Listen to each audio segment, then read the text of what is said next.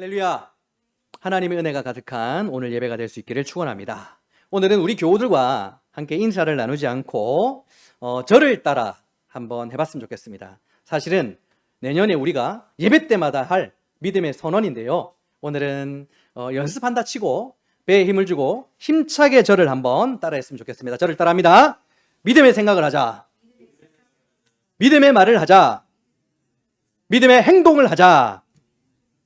아멘. 여러분, 우리가 믿음의 생각을 하고 믿음의 말을 하고 믿음의 행동을 한다면 하나님은 기필코 연약한 저와 여러분들을 통해서 크고 위대하신 일을 할 줄로 믿습니다. 아멘. 여러분, 오늘은 느헤미야 9장의 말씀을 통해서 무너졌다면 은혜를 기억하라 라는 제목으로 하나님의 말씀을 나누도록 하겠습니다. 여러분, 저와 여러분들은 하나님의 백성이죠. 저와 여러분들 하나님의 백성이 맞습니까? 저와 여러분들이 하나님의 백성들이라면 우리가 신앙생활을 할 때 신실하게 신앙생활해야 되고 바르게 신앙생활해야 되고 경건하게 신앙생활해야 되는 것을 우리는 너무나 잘 알고 있습니다. 그러나 삶이 녹록치 않아요. 그래서 신앙적으로 무너질 때가 너무 많습니다. 저도 많고 아마 여러분들도 신앙적으로 무너질 때가 너무 많을 것입니다. 그런데 내가 신앙적으로 무너졌다라는 것을 빨리 깨달으면 다행이에요. 하지만 내가 신앙적으로 무너졌는데 하나님의 은혜가 전혀 없음에도 불구하고 그것을 인지하지도 못하고 무너진 그 상태로 계속되어질 때 삶까지 무너지게 되는 것을 여러분 기억하십시오. 왜인 줄 아십니까? 저와 여러분들은 하나님의 백성들이기 때문입니다. 우리가 계속해서 나누었던 북이스라엘과 남유다의 역사가 그것을 증명해주고 있지 않습니까? 신앙이 무너졌는데 그 무너진 채로 계속 지속되고 있다가 결국은 그들의 삶까지도 무너졌습니다. 북이스라엘은 아수르에게, 남유다는 바벨론에게 망했지 않습니까? 뿐만 아니라 포로로 끌려가는 비참하고 수모를 당하는 지경에까지 이르렀던 것이죠. 백성들의 신앙이 무너진 채 계속되었을 때 결국은 그들의 삶까지 무너졌다라는 말입니다. 그러므로 여러분, 하나님의 백성들에게 신앙이 무너진다라는 것은, 그것을 방치한 채 그대로 살아간다라는 것은 결국 삶이 무너지는 하나님의 징계가 있을 수 있다라는 것을 여러분 기억하십시오. 그렇다면 이제 제가 질문하겠습니다. 여러분들의 신앙은 괜찮으십니까? 제가 중요한 것 한 가지를 빠뜨렸는데요. 북이스라엘과 남유다의 이야기를 드렸죠. 그런데 그들은 하나님을 예배했습니다. 하나님을 예배했는데도 신앙이 무너지고 그 무너진 채로 지속되었고 결국은 그들의 삶이 무너지게 되었어요. 그러므로 여러분, 우리가 하나님을 예배한다라는 것 자체가 우리의 신앙이 좋다라는 말이 아니에요. 우리가 이 자리에 앉아있다는 것 자체가 우리의 신앙을 보장해 주지 않습니다. 신앙이 무너지면 예배를 드려도 삶은 무너지게 되어 있어요. 그렇다면 다시 묻겠습니다. 여러분들의 신앙은 괜찮으십니까? 어떤 나라의 왕이 있었습니다. 그 왕에는 자녀가 없었어요. 아들을, 나의 왕위를 이어받을 그 혈통을 너무나도 기다렸겠죠. 오랜 동안 기다렸고 열심히 노력했는데 생기지 않았어요. 그러다가 결국 그 아이가 태어났는데요, 건강했어요. 너무 예뻤어요. 이제 이 아이한테 나의 왕위를 물려주면 되겠구나. 국민적인 관심을 받고 왕의 사랑을 받고 건강하게 튼튼하게 자라고 있었어요. 그런데 이 아이가 돌이 될 무렵 한밤중에 갑자기 사라져버린 것입니다. 왕에게 앙심을 품었던 어떤 신하가 한밤중에 몰래 그 아이를 데려다가 먼 곳에 갖다 팔아버렸던 거예요. 나라가 난리 나겠죠. 왕이 그 아이를 찾기 위해서 노력을 했었겠죠. 왕은 자신의 아이를 찾기 위해서 포기하지 않았는데 오랜 동안 그 아이를 찾을 수가 없었습니다. 그러는 동안 낯선 이방 땅에서 그 아기는 소년이 되었고 또 청년이 되었습니다. 그는 낯선 이방 땅에서 자신이 왕자인 것을 모른 채 그저 노예로 살았던 것이죠. 그러나 포기하지 않았던 그 왕이 열심히 결국에는 그 왕자, 내 아들을 찾을 수 있게 되었어요.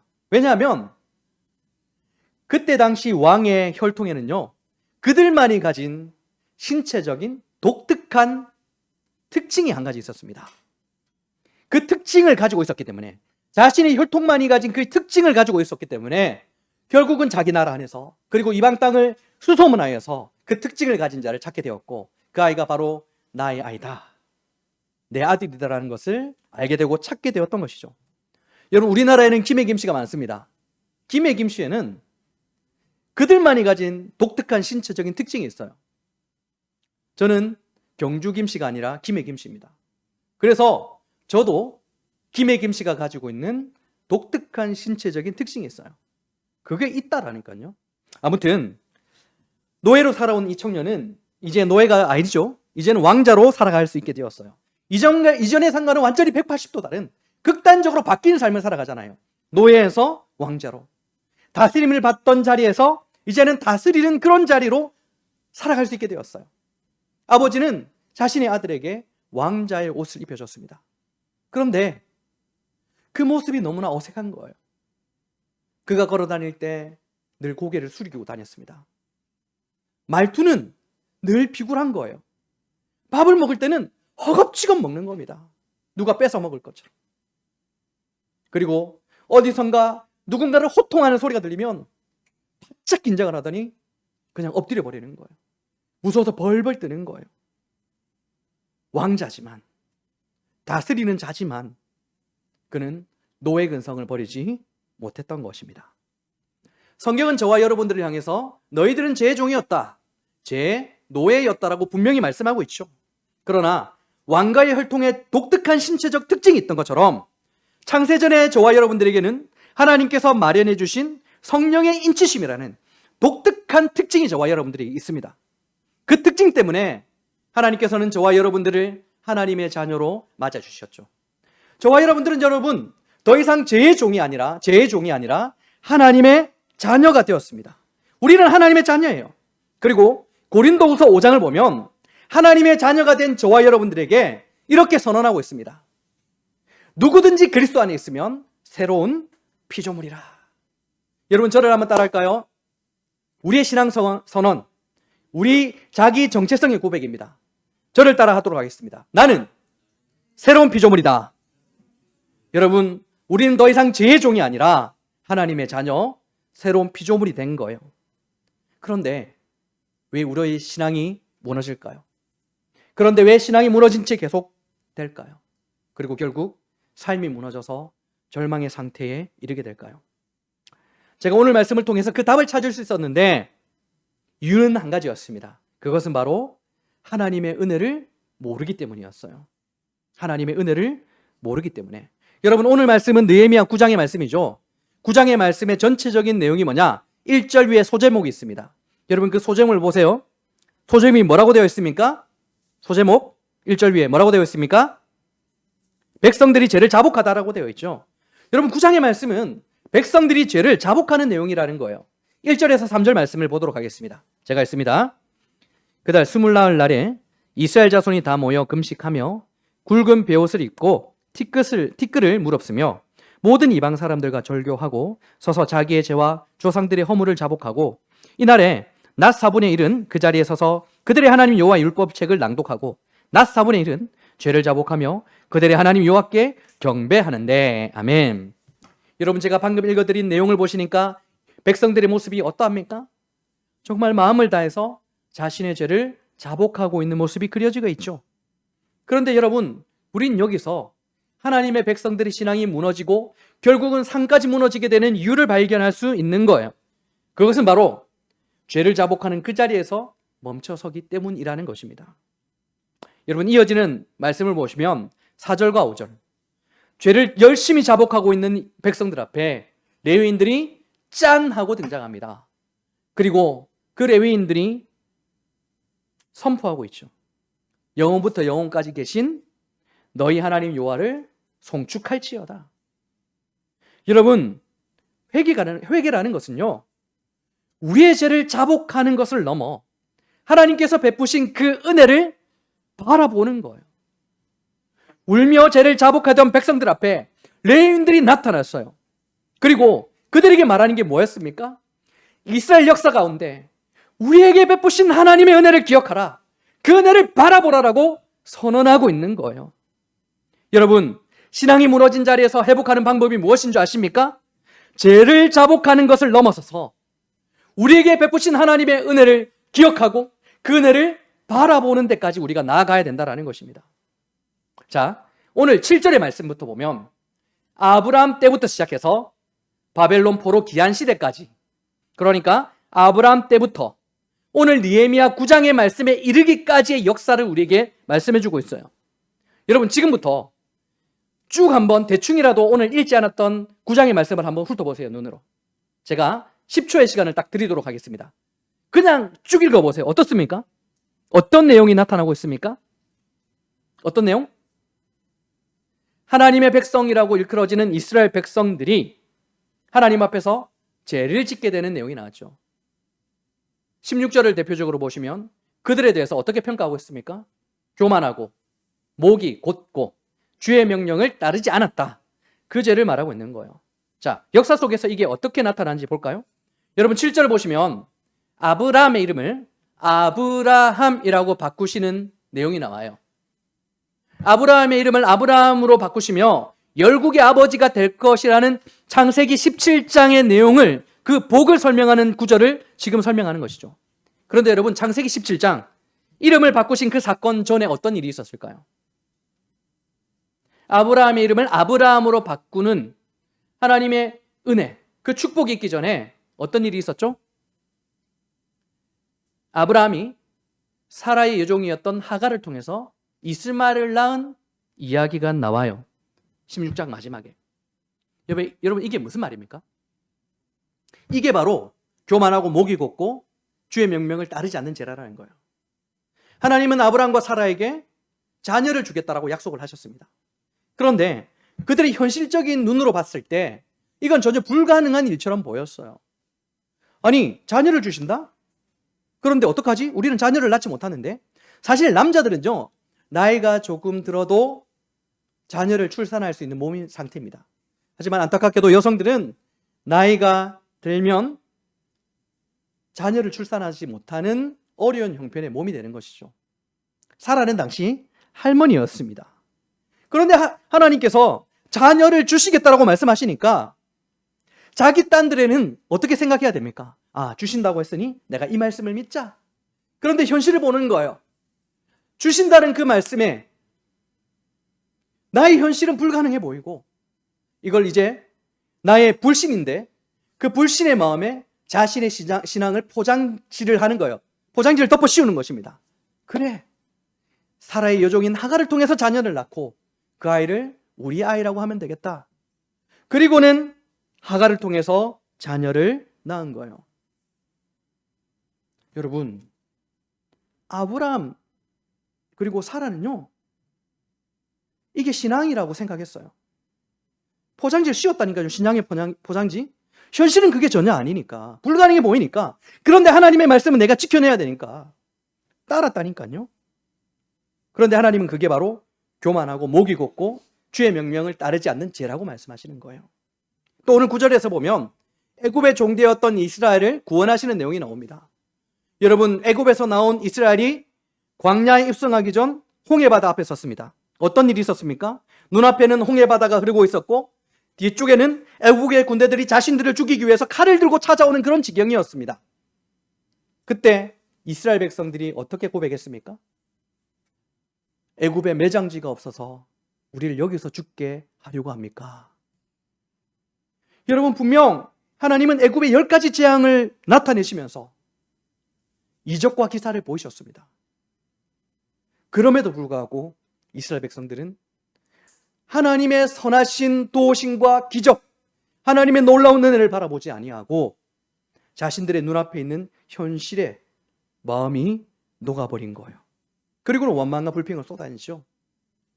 교만하고 목이 곧고 주의 명령을 따르지 않는 죄라는 거예요.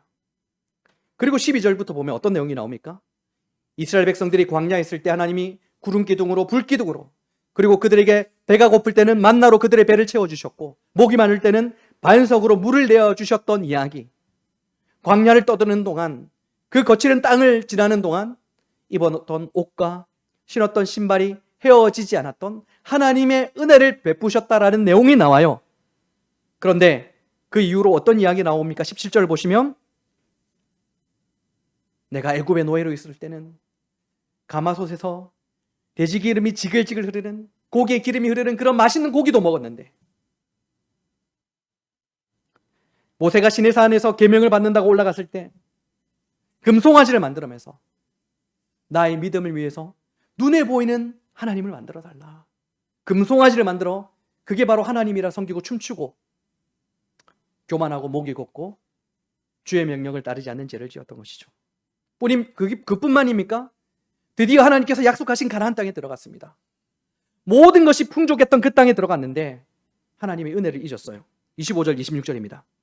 그들이 견고한 성읍들과 기름진 땅을 점령하고 모든 아름다운 물건이 가득한 집과 판우물과 포도원과 감람원과 허다한 감옥을 차지하고 배불리 먹어 살찌고 주의 큰 복을 즐겨 싸우나 그들은 순종하지 아니하고 주를 거역하며 주의 율법을 등지고 주께서 돌아오기를 권면하는 선지자들을 죽여 주를 심히 모독하였나이다. 아멘. 만족하지 못했던 거예요. 더 달라고 한 거예요. 왕정시대, 이어지는 왕정시대도 마찬가지죠. 내가 원하는 복을 주지 않는다고, 내가 원하는 말을 하지 않는다고 하나님이 보내신 선지자를 핍박하고 죽이는 일들이 일어났어요. 여러분, 이스라엘 백성들은 아브라함 때부터 느헤미야 9장까지 어떤 모습을 보였습니까? 끊임없는 죄를 짓고 교만하고 목이 곱고 하나님의 말씀을 따르지 않으며 패역한 모습을 보였습니다. 그러한 이스라엘 백성들에게 하나님께서 멸망이라는, 하나님의 심판이라는 징계를 100번, 1000번 행하신다라는 것, 할 말 없는 일 아니겠습니까? 여러분, 그러나 오늘 말씀의 핵심이 뭔지 아십니까? 끊임없이 반복해서 깊이를 알 수 없는 죄를 짓고 있는 이스라엘 백성들의 모습을 지적하는 게 초점이 아니에요. 그럼에도 불구하고 은혜를 베풀어 주시는 하나님께 초점이 맞춰져 있는 거예요. 그러니까 회개라는 것이 뭐입니까? 나의 죄를 자복하는 것을 넘어 하나님의 은혜를 바라보는 거예요. 자, 그렇다면 여러분, 하나님이 은혜를 베풀어 주셨죠. 하나님께서 은혜를 베풀어 주셨기 때문에 저와 여러분들이 이 자리에 서 있을 수 있는 거예요. 하나님께서 그토록 큰 은혜를 베풀어 주셨는데, 끊임없이 은혜를 베풀어 주셨는데 왜 이스라엘 백성들은 그 은혜를 기억하지 못했을까요? 왜 그 은혜를 소중히 여기지 못했을까요? 하나님은 끊임없이 반복해서 죄를 짓고 있는 저와 여러분들을 살리시고 이 자리까지 이끌어 주셨는데 왜 우리는 여러 번 무너지고 신앙이 무너진 그 자리에서 또 반복적으로 죄를 지으며 교만하고 목이 곱고 하나님의 말씀을 따르지 않는 그런 죄를 짓고 있는 걸까요? 여러분, 왜인 줄 아십니까? 왜일까요? 그것은 바로 내가 바란 은혜가 아니었기 때문이에요. 내가 바란 은혜. 여러분, 이스라엘 백성들이 하나님의 은혜를 소중하게 여기지 못하고 하나님의 은혜를 기억하지 못하고 계속해서 죄를 짓는 이유는 하나님께서 그들에게 은혜를 베풀어 주지 않으셨기 때문이 아니라 자신들이 바랬던 은혜가 아니었기 때문인 거예요. 여러분, 아브라함이 바랬던 은혜는 뭡니까? 하갈을 통해서라도 아들을 낳는 게 은혜였어요. 홍해 앞에 섰던 이스라엘 백성들이 바랬던 은혜가 무엇입니까? 내가 다시 애굽의 종으로 돌아가는 게 은혜였어요. 만나라는 은혜를 받았던 이스라엘 백성들에게 그들이 원했던 은혜가 무엇입니까? 내가 애굽의 종으로서 가마솥에 기름이 들들 끓는 그 맛있는 고기, 그곳으로 돌아가는 게 바로 자신들이 바랬던 은혜였기 때문인 것입니다. 사랑하는 여러분, 이스라엘 백성들이 은혜를 기억하지 못하는 것은 단순히 배은망덕했던 이유가 아니라 그 이유가 훨씬 더 깊고 은밀히 있기 때문인 거예요. 자신들이 원했던 은혜가 따로 있었기 때문이라는 것입니다. 여러분, 이스라엘 백성들이 원했던 은혜는 언제나 눈에 보였던 현실만 바라보는 그 시야에서 나왔던 은혜였다라는 것입니다. 아브라함은 눈앞에 불가능한 현실을 보며 하갈을 택했었고, 홍해를 바라보면서 지금 당장 죽을 것 같은 그 현실 속에서 이스라엘 백성들은 애굽을 그리워하게 되었습니다. 광야 이스라엘 백성들, 만나 먹던 이스라엘 백성들은 고기를 찾았었고, 가나안 땅에서 모든 것이 풍족했던 이스라엘 백성들은 현재의 풍요보다 만족하지 못하고 더 큰 은혜를 구하며 하나님께서 내게 베푸신 은혜를 잊어버렸던 것입니다. 성경을 보십시오. 애굽의 종되었던 너희를 기억해라. 홍해를 건너겠던 너희들을 기억해라. 하나님의 은혜를 기억해라고 자꾸 요구하고 있어요. 그런데 여러분, 그들은 나의 현실을 편안하게 해주고 누릴 수 있는 게 바로 은혜라고 생각했던 거예요. 여러분, 열왕기상 18장을 보면 엘리야와 이세벨의 선지자 850명, 바알 선지자, 아세라 선지자 850명이 대결을 펼치는 장면이 나옵니다. 갈멜살 대결에서 누구의 신이 진짜 참된 신인가를 밝히는 내용이었죠. 하나님은 엘리야의 기도를 들으시고 불을 내렸습니다. 거짓 선지자들 다 불살라 버렸습니다. 어떤 신이 참된 신인가 백성들 앞에 증명되었습니다. 하나님께서 승리를 주셨죠. 엘리야는 승리했습니다. 엘리야는 이제 기대할 수밖에 없겠죠. 이스라엘은 이제 바뀔 것이다. 여러분, 그게 은혜 아니겠습니까? 하나님이 이렇게 불을 내려주셨고 기적을 베풀어 주셨고 하나님만이 참된 신이라고 보여주셨기 때문에 이제는 모든 백성들이 하나님 앞에서 겸손히 무릎을 꿇고 하나님만을 섬기게 될 것이다. 현실은 바뀌게 될 것이다. 이게 나쁜 신앙이에요? 그걸 바랬어요. 그런데 한순간에 무너집니다. 내일 이맘때쯤 네 목숨이 없어질지 알아라. 네 죽을 줄 알아라. 이세벨의 한마디 때문이었어요. 결국 엘리야는 도망치고 숨어버립니다. 그리고는 쓰러졌어요. 로뎀 나무 아래에서 엘리야가 어떻게 고백했는가 아십니까? 여호와여 넉넉하오니 지금 내 생명을 거두어 주옵소서. 죽여달라는 거예요. 여러분, 엘리야가 지금 무슨 말을 합니까? 하나님, 나 이제 끝났습니다. 저는 더 이상 일어설 힘이 없습니다. 저 실패한 것 같아요. 그냥 저 데려가세요. 여러분, 왜 엘리야가 이런 말을 했을까요? 하나님께서 엘리야를 통해 엘리야에게 주실 은혜를 거두셨기 때문입니까? 하나님이 엘리야에게 은혜를 거두셨어요? 아니에요. 엘리야가 바라고 생각했던 그 은혜와 하나님이 엘리야에게 베푸시고자 했던 은혜가 달랐기 때문인 거예요. 여러분, 엘리야가 바랬던 하나님의 은혜는 무엇이었습니까? 저와 여러분들이 엘리야라면 어떻게 기도했을까요? 하나님, 이제 이세벨도 좀 치워주세요. 문제 좀 해결해 주세요. 그래야 우리가 더 나은 신앙생활 할 수 있잖아요. 현실을 좀 바꿔주세요. 엘리야는 신앙이란 포장지를 덮어 씌우고 나의 현실이 바뀌는 기도를 했던 거예요. 그게 더 나은 신앙생활이라는 포장지가 있었죠. 자신만의 논리예요. 그러나 하나님은 쓰러져 있던 엘리야를 흔드시고는 일어나 먹으라며 떡 한 조각과 물 한 병을 주셨습니다. 엘리야가 원했던 은혜는 불이 떨어지는 거였어요. 기적이 터지고 현실이 뒤집히는 은혜였어요. 그러나 하나님께서 엘리야에게 베푸시고자 했던 은혜는 떡 한 조각과 물 한 병이었어요. 우리가 언제나 바라는 하나님의 은혜는 우리의 현실이 더 나아지는 것입니다. 문제가 없는 거예요. 그런데 오늘 하나님께서 우리에게 베푸시고자 하는 은혜는 어떤 은혜라는 거예요? 문제 해결이 아니라 현실을 바꾸는 게 아니라 엘리야의 생명을 살리시는 거였어요. 그리고 회복시키는 거였어요. 하나님께서 떡 한 조각과 물 한 병을 주시며 뭐라고 말씀하신 줄 아십니까? 이걸 먹어라. 네가 아직 갈 길이 많다라고 하셨어요. 편안한 삶, 누리는 삶, 넉넉한 삶이 내가 너를 위해 준비한 은혜가 아니라 네가 사명의 자리로 나아가는 것이 내가 준비한 은혜다라고 말씀하신 것이죠. 우리는 우리의 삶에서 지금 당장에 우리를 숨막히게 하고 괴롭게 하고 눈물 흘리게 하는 그 문제들이 해결되는 걸 하나님의 은혜다라고 생각합니다. 월급이 오르는 것, 병이 낫는 것, 내가 바란 대로 이루어지는 것, 좀 더 편해지는 것, 무언가를 누리는 것, 그런 현실적인 만족들이 이루어지는 것을 은혜라고 생각한다는 말이에요. 거기에 신앙이라는 나름대로의 이유를 섞어 넣으니 우리는 이게 하나님의 은혜다라고 말할 수 있는 거예요. 그렇다면 여러분, 하나님께서 여러분들에게 현실적인 문제를 해결해 주지 않는다면 여러분들은 그럼에도 불구하고 하나님을 은혜롭고 선하신 분이라고 고백할 수 있겠습니까?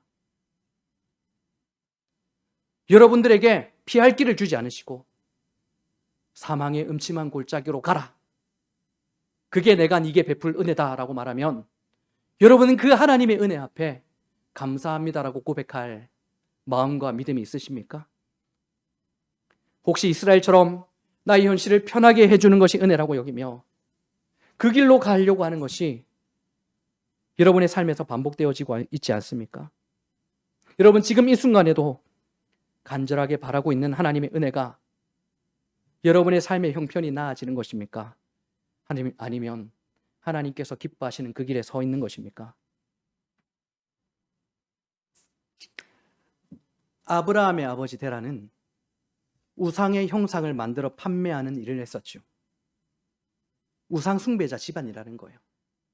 그런 우상 숭배자 집안에 살았던 아브라함에게 하나님의 큰 복이 임했습니다. 너는 내가 보여줄 땅으로 가라. 내가 지시할 땅으로 가라. 하나님의 말씀에 순종했을 때 어떻게 순종했는지 성경은 이렇게 말하고 있습니다. 창세기 12장 4절. 이에 아브라함이 여호와의 말씀을 따라갔고 롯도 그와 함께 갔으며 아브라함이 하란을 떠날 때에 75세였더라. 아멘. 아브라함이 하나님의 말씀을 받고 은혜를 받고 길을 떠났을 때에 조카 롯도 함께 갔다라고 하죠. 그렇게 하나님께서 보여주시는 땅으로, 하나님께서 지시하는 땅으로 가는 그 여정 가운데 하나님의 은혜가 있었습니다. 아브라함도 조카 롯도 하나님의 은혜를 누리며 감사드렸겠죠. 그들은 결국 부자가 되었어요. 여러분, 구약시대 때 부자가 되었고 자녀가 많은 것은 오늘날 우리에게 영적인 생명을 상징하는 표현일 뿐이지 이 땅에 이어지는 물질적인 복을 설명하기 위해서가 아니에요. 부자가 되었다라는 것은 하나님께서 너희들의 생명을 지키시고 보호하시고 은혜를 베푸신다는 상징적인 의미예요. 이 두 사람이 부자가 되었어요. 그랬더니 문제가 생깁니다. 아브라함의 종들과 롯의 종들이 싸워요. 여기는 우리의 양과 염소들을 기를 목축지야. 저리 가. 아니야, 내가 어젯밤에 여기 와서 침 뱉어놨어. 여기 우리 자리야. 막 다투기 시작하는 거예요. 결국은 아브라함이 이를 알고 우리 평화롭게 해결하자. 우리 서로 찢어지자라고 했어요. 그리고 롯에게 이렇게 말합니다. 창세기 13장 9절과 10절. 제가 읽습니다. 네 앞에 온 땅이 있지 아니하냐? 나를 떠나가라. 네가 자하면 나는 우하고 네가 우하면 나는 자리라. 이에 롯이 눈을 들어 요단 지역을 바라본즉 소알까지 온 땅에 물이 넉넉하니 여호와께서 소돔과 고모라를 멸하시기 전이었으므로 여호와의 동상 같고 애굽 땅과 같았더라. 아멘. 여러분, 두 사람의 관계가 어떻게 돼요? 아브라함이 삼촌이고 롯이 조카예요. 그렇다면 누구에게 먼저 선택권이 있었을까요? 당연히 삼촌인 아브라함에게 있었겠죠. 내가 먼저 이 길로 가기로 결정을 할게. 그런데 조카 롯에게 네가 먼저 선택하라고 했습니다. 그때 롯은 요단 지역, 물이 넉넉한 소알을 바라보며 그 길을 선택합니다. 파라다이스처럼 보이는 에덴 동산 같고 당시 최고 선진국이었던 애국과도 같아 보였던 그곳으로 가게 되는 것이죠. 여러분, 롯과 아브라함은 함께 동행했다고 했잖아요. 하나님의 은혜를 경험했다고 했잖아요. 여러분, 롯이 이 땅으로 가기로 결정했을 때 하나님께 기도하지 않았을까요? 어떻게 생각하세요? 저는 하나님께 분명히 기도했다고 생각해요. 왜? 살아계신 하나님을 그들이 봤으니까. 그 은혜를 경험했으니까. 그런데 여러분, 롯이 한 기도는 묻는 기도가 아니라 하나님께 통보하는 기도였어요. 현실적인 만족감이 있는 곳, 내가 좀 더 편한 곳, 누릴 수 있는 곳, 나의 사정과 형편이 조금 더 나아지는 곳, 내가 원하는 곳, 그곳에 신앙이란 포장지를 덮어 씌웁니다. 그곳으로 가면 내 신앙이 조금 더 괜찮아질 거야. 그리고는 하나님께 내가 그곳으로 가겠습니다라고 통보하는 거예요. 마치 하나님이 내 비서가 된 것처럼 내가 이렇게 했으니 결제하시오. 통보 기도를 한 것이죠. 그러나 여러분, 아브라함은 어땠습니까? 하나님은 우상 숭배자 집안이었던 아브라함에게 하나님이 말씀하셨죠. 내가 지시한 땅으로 가라. 그 은혜를 경험했습니다. 너는 고향과 친척과 아비의 집을 떠나 내가 지시한 땅으로 가라. 여러분, 아브라함 당시에 고향과 아버지의 집을 떠나는 게 어떤 의미였습니까? 목숨을 거는 거였어요. 목숨을 거는 것. 하나님께서 아브라함에게 베푸신 은혜는 꽃길이 아니라 목숨을 걸어야 되는 길, 가시밭길, 사망의 음침한 골짜기 길이었던 거예요. 앞이 보이지 않아 답답했었던 길, 도무지 나의 편안함과 유리함, 신앙에 전혀 도움이 되지 않았던 그런 길처럼 보였어요. 그러나 하나님께 그 뜻을 묻고 하나님께서 지시하는 그 땅으로 갔을 때 하나님의 은혜가 임한다라는 것을 아브라함은 경험했잖아요. 그래서 아브라함은 롯이 떠난 후에도 어디로도 가지 않았어요. 어디로도. 그 자리에서 하나님의 뜻이 무엇일까 묻고 있었던 것이죠. 우리는 우리가 보기에 좋은 곳, 나를 편하게 해주는 곳, 내가 원하는 곳으로 가고 싶어서 신앙적인 이유로 포장해서 그것이 하나님의 은혜라고 여기지만 아브라함은 정확하게 알고 있었던 거예요. 내 뜻과 내 생각과 내 계획이 아니라 하나님의 뜻이 중요하고 그것에 순종하는 것이 가장 하나님의 복된 길이다. 그래서 롯을 보내고도 자기는 가만히 멈춰 서 있었던 것입니다. 하나님의 지시가 있을 때까지, 하나님이 가라고 하실 때까지. 자, 그랬더니 어떤 일이 일어났습니까? 창세기 13장 14절 15절. 여호와께서 아브라함에게 이르시되 너는 눈을 들어 너 있는 곳에서 북쪽과 남쪽 그리고 동쪽과 서쪽을 바라보라. 보이는 땅을 내가 너와 네 자손에게 주리니 영원히 이르리라. 아멘. 여러분, 롯은 기도하고 통보합니다. 신앙적으로 포장해서 내가 원하는 곳에 가게 되었습니다. 그의 모든 선택은 내 뜻, 내 생각, 내 계획이었습니다. 그러나 아브라함 역시도 먼저 선택할 수 있었고 자신이 바랬던 길이 있었음에도 불구하고 멈춰 있었습니다. 하나님의 뜻을 물었습니다. 그리고 순종했을 때 하나님의 은혜를 잊게 되었던 것이죠. 그러나 내가 원하는 대로 좋아 보였던 꽃길을 걸어갔던 롯의 결국은 어떻습니까? 소돔과 고모라는 멸망을 당하게 됩니다. 두 딸은 모압과 암몬이라는 조상들을 낳게 돼요. 하나님의 백성들의 대적인 모압과 암몬이라는 쓰라린 결과를 낳게 되었다는 것입니다.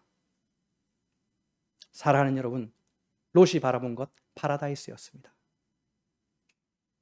물이 넉넉하고 삶이 풍요롭고 편한 것들이 있는 곳, 은혜의 한상이 있는 곳이었습니다.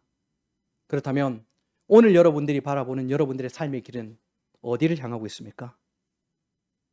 롯처럼 통보하는 요단입니까? 아니면 답답하고 길이 없어 보이고 고통스러워 보일지라도 하나님의 지시가 떨어질 때까지 끝까지 버티며 멈춰서서 그분의 뜻을 따르는 아브라함의 자리, 사명의 길입니까? 여러분, 내가 바라는 대로 되는 것이 은혜라고 말하지 않습니다. 하나님께서 바라는 대로 순종하는 것이 은혜라고 성경은 우리에게 가르쳐주고 있습니다. 말씀을 정리하도록 하겠습니다. 송경민 목사님의 은혜라는 찬양을 아시죠? 너무 유명한 곡이고 저도 여러분들과 함께 불렀던 찬양곡입니다.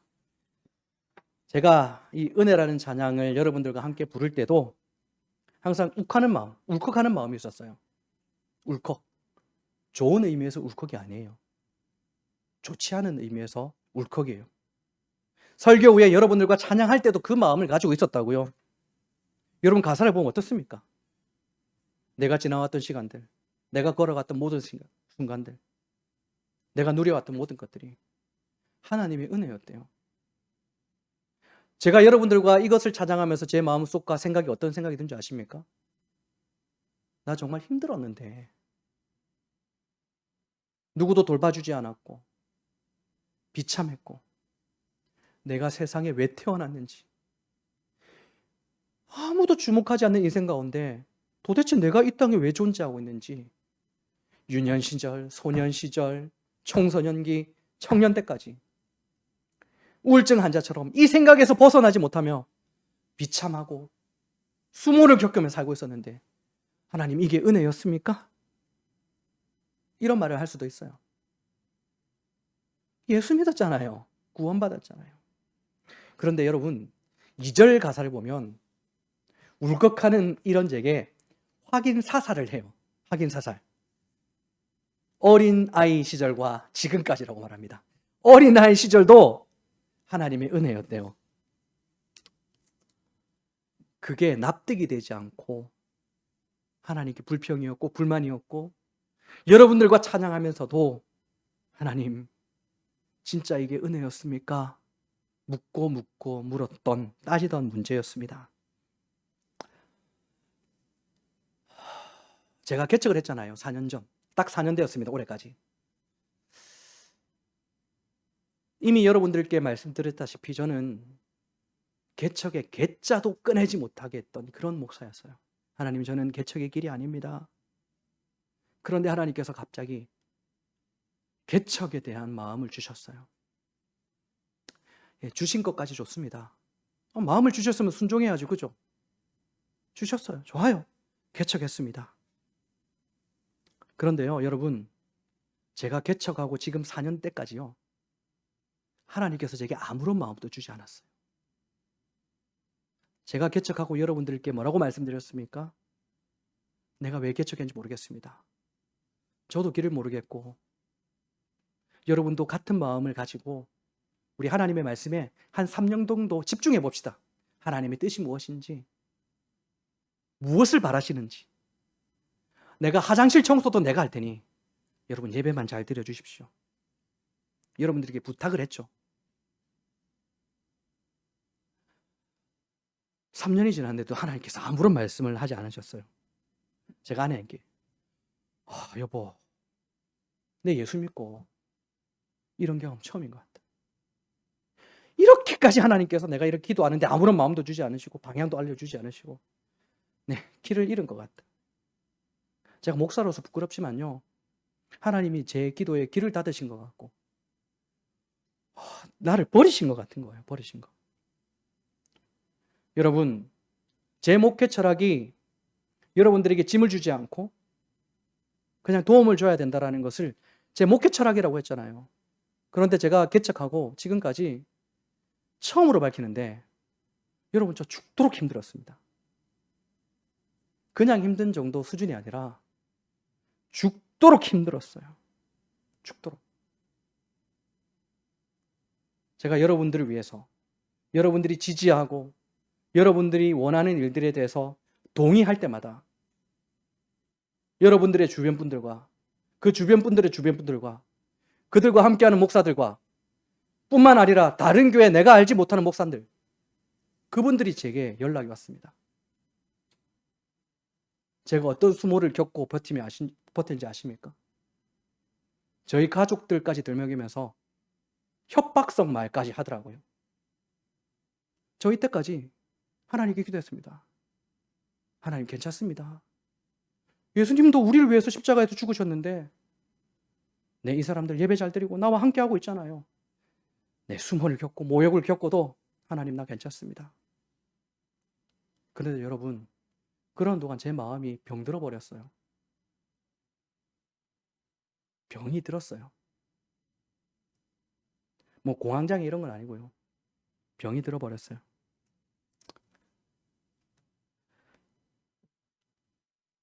지난 금요일 예배를 없앴어요. 제가 태아 형제한테 연락해서 미안하다, 오늘 예배하지 말자. 그리고 사실 저녁에 저희 가족만 제가 데리고 왔습니다. 데리고 와서 제 마음과 모든 상황들을 얘기했어요. 함께 좀 기도하자고. 저는 아이들에게도 제 힘든 상황을 말해주기 싫었거든요. 저희 아버지가 제게 있어서 너무 무능력하고 정말 결혼해서 안 되고 자녀 낳으면 안 되는 그런 사람처럼 보여서 저 그런 말하기 정말 싫었거든요, 아이들한테. 든든한 지원군이 되어주고 싶고 가장으로서도 그런 마음을 품고 살았어요. 그러다 보니 여러분 앞에서도 그런 목사가 되고 싶었어요. 그렇게 우리 가족이 모여서 울면서 기도했습니다. 은혜는 더 이상 없는 것 같고 교회에서 일은 자꾸 펑펑 터지고 있고 저 정말 죽을 것 같아서 하나님께 기도했어요. 하나님께 정말 기도하는데 하나님께 정말 살려달라고 기도하는데 여러분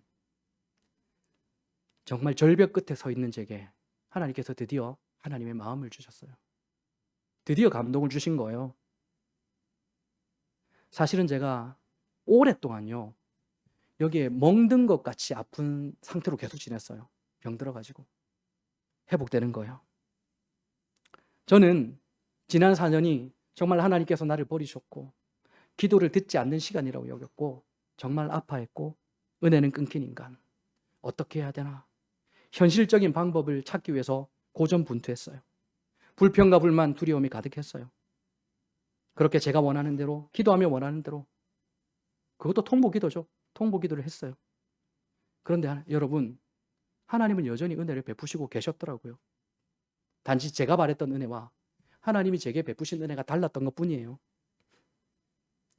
제가 정말 존경한 영적인 멘토, 영적인 아버지와 같은 분을 만나고 그 목사님과 사모님께서 저희 가정의 기도 후원자가 되어주겠다라고 하시고 새벽마다 저희를 위해서 기도하시고 어려운 일이 있을 때마다 말씀드리면 또 위로해 주시고 그리고 여러분들에게는 와닿지 않겠지만은 저는 나름대로 성장은 했어요. 그리고 제게 길이 조금 보였어요. 그게 뭐냐 물으신다면 여러분들은 피식 웃으며 그게 뭐야? 에이 이렇게 말하겠지만 제가 예수님을 인격적으로 처음 만났을 그때에 하나님은 제게 선명하게 말씀해 주셨어요. 내가 너와 함께하노라. 하나님의 음성을 그때 들었습니다. 그와 비슷한 하나님의 감동과 마음이 또다시 느껴졌던 지난날 금요일이었어요. 그래서 이제 저는 알 것 같습니다. 여러분, 저희 지난 4년 힘들고 고통스러웠고 하나님의 은혜가 없었던 그 시간도 하나님은 여전히 나를 사랑하셨고 나에게 은혜를 베푸시고 계셨던 것입니다. 마찬가지입니다. 여러분들이 힘들어 눈물을 흘리고 풀리지 않는 현실 때문에 아파하며 낭망하더라도 하나님의 은혜가 끊긴 것 같고 사망의 음침한 골짜기에서 사방이 가로막힌 그곳에 서 있다고 느껴지는 그런 순간에도 하나님은 여전히 여러분들을 사랑하고 계시고 하나님은 여전히 여러분들의 길을 인도하시며 은혜를 베푸셨다라는 것을. 그러므로 오늘 이 시간 여러분 눈을 들어 여러분의 현실이 아니라 여러분들의 삶을 인도하고 계시는 하나님의 은혜를 바라볼 수 있기를 축원합니다. 현실의 안주보다는 여러분들의 지혜와 생각보다는 믿음의 생각, 믿음의 언어, 믿음의 행동을 통해 여러분들의 길들이 열릴 수 있기를 축원합니다. 그리하여 여러분의 삶을 통하여 하나님의 크고 위대한 일들이 시작되어질 수 있기를 우리 주님의 이름으로 축원합니다.